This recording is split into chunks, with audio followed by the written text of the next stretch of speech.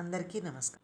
మనం శివమహాపురాణం నుంచి లింగ ప్రతిష్ట, ప్రణమం, పంచాక్షరి వీటి గురించి తెలుసుకుందాం. సూతుడిని ఋషులు ఇలా అడిగారు: ఓ సూత, లింగాన్ని ఎలా ప్రతిష్ఠించాలి? లింగం యొక్క లక్షణాలేమిటి? దానిని ఎలా అర్చించాలి? దేశ కాలాదులను అనుసరించి దేనితో లింగాన్ని నిర్మించాలి? ఋషుల ప్రశ్నలకు సమాధానంగా సూతుడు ఇలా చెప్పసాగాడు: ఋషులారా, సావధానంగా వినండి. అనుకూలమైన శుభముహూర్తంలో, పుణ్యక్షేత్రంలో, నదీ తీరంలో, పార్థివ జల తేజోమయ లింగాల్లో మనసుకిష్టమైన లింగాల్ని ప్రతిష్ఠించి నిత్యము అర్చించాలి. కల్పంలో చెప్పబడిన విధంగా అర్చించాలి. పార్థివ లింగం అంటే మట్టితో చేసిన లింగం అన్నమాట. చల ప్రతిష్టలో చిన్న లింగం, అచల ప్రతిష్టలో పెద్ద లింగం శ్రేష్టం. చల ప్రతిష్ట అంటే ఏ రోజుకి ఆ రోజు చేసుకోవటం అనేది మనకి తెలుస్తోంది. అచల ప్రతిష్ట అంటే పెద్ద లింగాలు గుళ్ళల్లో ఉండేవి. వాటితో సలక్షణాలతో కూడిన లింగాన్ని పీఠంతో సహా స్థాపించాలి. లింగపీఠం మండలాకారంగా కానీ, చతుర్భుజాకారంగా కానీ, త్రికోణాకారంగా కానీ, ఖట్వాంగం వలె మధ్యలో సూక్ష్మంగా కానీ ఉంటే మహాఫలం. చలప్రతిష్టలో లింగాన్ని మట్టి, రాయి, లోహం మొదలైన పదార్థాలతో చేయవచ్చు. పీఠాన్ని, లింగాన్ని ఒకే పదార్థంతో చేయాలి.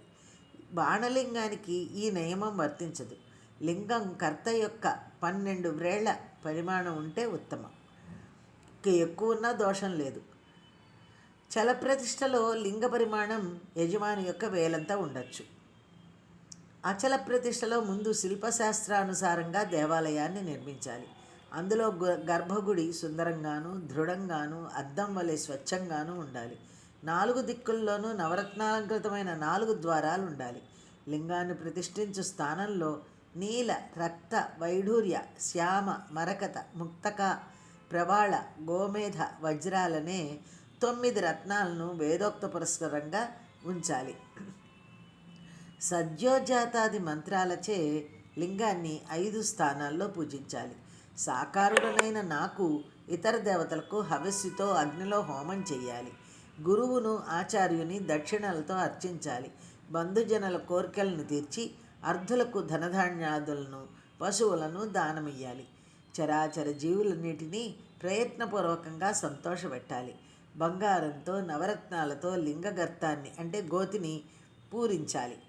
సద్యోజాతాది మంత్రాలను పఠిస్తూ మంగళకరుడైన మహాదేవుని ధ్యానించి ఓంకారంతో దిక్కులు ప్రతిధ్వనింపగా శంఖనాదం చేస్తూ గర్తంలో లింగాన్ని ప్రతిష్ఠించి పీఠంతో కలపాలి.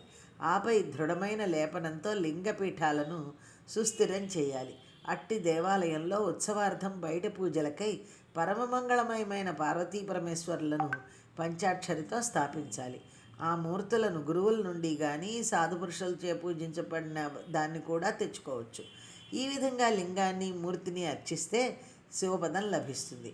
అంతేగాక లింగం 2 విధాలని చెప్పబడింది. ఒకటి స్థావరం, రెండవది జంగమం. చెట్లు, లతలు ఇత్యాదులు స్థావరాలు, క్రిమికీటకాలుద్దులు జంగమాలు. స్థావరలింగాన్ని జలసేవనంతోనూ, జంగమలింగాన్ని ఆహారాదులతోనూ ప్రీతిపూర్వకంగా సంతోషపెట్టాలి. ఇదే శివపూజ. సర్వత్ర పీఠం దేవీ స్వరూపం. లింగం చిన్మయ స్వరూపం. ఏ విధంగా శంకరుడు ఉమాదేవిని ఎల్లప్పుడూ తన అంకపీఠంపై అధవసింపజేసుకొని ఉంటాడో ఆ విధంగానే లింగం పీఠాన్ని ధరించి ఉంటుంది. ఈ విధంగా మహాలింగాన్ని స్థాపించి ఉపచారాదులతో పూజించి ధ్వజారోహణాది ఉత్సవాలను జరిపించాలి. మానవుడు అచల ప్రతిష్ట వలన శివధామాన్ని, చలప్రతిష్ట వలన శివపదాన్ని పొందుతాడు. ఇప్పుడు మనం లింగాన్ని షోడశోపచార పూజా విధానంతో ఎలా అర్చించాలో చెప్తున్నారు. 1 ఆవాహన, 2 ఆసనం, అర్ఘ్యం, పాద్యం, ఆచమనం, అభ్యంగనం, వస్త్రం, గంధం, పుష్పం, ధూపం, దీపం, నైవేద్యం, నీరాజనం, తాంబూలం, నమస్కారం, ఉద్వాసన. ఇవి షోడశోపచారాలు. వీటిని యథాశక్తి ఆచరించాలి. కనీసం అభిషేకం, నైవేద్యం, నమస్కార, తర్పణాలను యథాశక్తి చేసిన వారికి శివపదం లభిస్తుంది. దేవతలచే, ఋషులచే లేదా ఇతర మానవులచే లేదా స్వయం వ్యక్తమైన లేదా సాధకుడు తాను ప్రతిష్ఠించిన నూతన లింగాన్ని యథావిధిగా అర్చించినా లేదా పూజా ద్రవ్యాలను దానమిచ్చినా మరణానంతరం కైలాసధామాన్ని చేరుకుంటాడు. కనీసం శివాలయానికి వెళ్ళి ప్రదక్షిణ నమస్కారాదులను చేసిన, ప్రతినిత్యం లింగ దర్శనం చేసిన శివ సాయుధ్యం లభిస్తుంది. మట్టి, పిండి, గోమయం, పుష్పములు, గన్నేరు పూలు, ఫలాలు, బెల్లం, వెన్న, విభూతి, అన్నం ఈ మొదలైన వాటిలో తన మనసుకు నచ్చిన వస్తువుతో లింగాన్ని చేసి యథావిధిగా శక్తి మేరకు అర్చించాలి. లింగ పరిమాణం విషయంలో నిషేధమేమీ లేదు. దేన్నైనా లింగభావనతో పూజించవచ్చు. సాధకుని శ్రమకు తగిన ఫలాన్ని ఇచ్చేవాడు శంకరుడే కదా. లింగాన్ని కానీ లింగం యొక్క వెలను కానీ శ్రద్ధాభక్తులతో శివభక్తునికి సమర్పిస్తే శివపదం లభిస్తుంది. నిత్యము ఓంకారాన్ని 10,000 జపించినా లేదా ఉభయ సంధ్యల యందు 1000 చొప్పున జపించిన ఆ భక్తుడు శివ సాయుధ్యాన్ని పొందుతాడు. ఓంకారాన్ని మకారాంతంగా జపిస్తే మనశ్శుద్ధి కలుగుతుంది. సమాధి స్థితిలో మానసికంగాను ఇతర కాలాలలో ఇతరులకు వినపడని విధానంగాను చేయాలి. బిందువు అంటే అనుస్వారం, నాదాలతో కూడిన ఓంకారం సమాన ప్రణవం. పంచాక్షరిని నిత్యము 10,000 లేదా ఉభయ సంధ్యల యందు 1000 చొప్పున జపిస్తే శివపదం లభిస్తుంది. గాయత్రి యందు అధికారం గలవారు పంచాక్షరిని ఆది యందు ఓంకారంతో కలిపి జపిస్తే శ్రేష్టం. మంత్రాన్ని ఎప్పుడూ గురువు నుండి దీక్షాపూర్వకంగా స్వీకరిస్తేనే సిద్ధి. సత్యముచే పవిత్రమైన అంతఃకరణ గలవాడు, జ్ఞాని అయినవాడు మాత్రమే గురువు. పంచాక్షరిని గాయత్రీ మంత్రాధికారులు నమఃపూర్వకంగాను అంటే నమశివాయ, ఇతరులు నమః అంతముగాను శివాయ నమః జపించాలి. స్త్రీలు కూడా నమః అంతముగా జపించాలి. బ్రహ్మజ్ఞానులైన స్త్రీలు నమఃపూర్వకంగా జపించాలి. 5 కోట్లు జపించిన వారెవరైనా శివునిలో ఐక్యమవుతారు. 1, 2, 3, 4 కోట్లు జపిస్తే క్రమంగా బ్రహ్మ, విష్ణు, రుద్ర, మహేశ లోకాలను పొందుతారు. ఒక అక్షరాన్ని వేరువేరుగా అక్షర లక్షలు 5 లక్షలు లేదా మంత్రాన్ని అక్షర లక్షలు 25 లక్షలు జపిస్తే కైలాస సిద్ధి కలుగుతుంది. అనంత కోటి మంత్రాలున్నాయి. ఒక అక్షరం మొదలుగా 9,999 అక్షరాలు గల మంత్రాలున్నాయి. ఒకే అక్షరం గల మంత్రాలను 1 కోటి జపం చేయాలి. శివాలయంలో పూల తోటలను పెంచిన, ఆలయాన్ని తుడిచి కడిగి శుభ్రం చేసిన శివుడు ప్రసన్నుడవుతాడు. శివాలయం లేని చోట పండితుడు నివాసం ఉండరాదు. మానవ ప్రతిష్ఠితమైతే లింగం నుండి 100 బారల దూరం వరకు, ఋషి లేదా దేవతా ప్రతిష్ఠ క్షేత్రంలో 1000 మూరల వరకు, స్వయంభూ క్షేత్రంలో 1000 ధనుస్సుల దూరం వరకు పవిత్ర భూమి అని జ్ఞానుల మాట. గ్రామంలో గల బావులలోని నీరు పానయోగ్యం కాకపోయినా ఆ గ్రామంలో గల శివాలయంలోని బావి నీరు మధురంగా ఉంటుంది. అదే పవిత్ర భూమి అనే మాటకు సాక్ష్యం.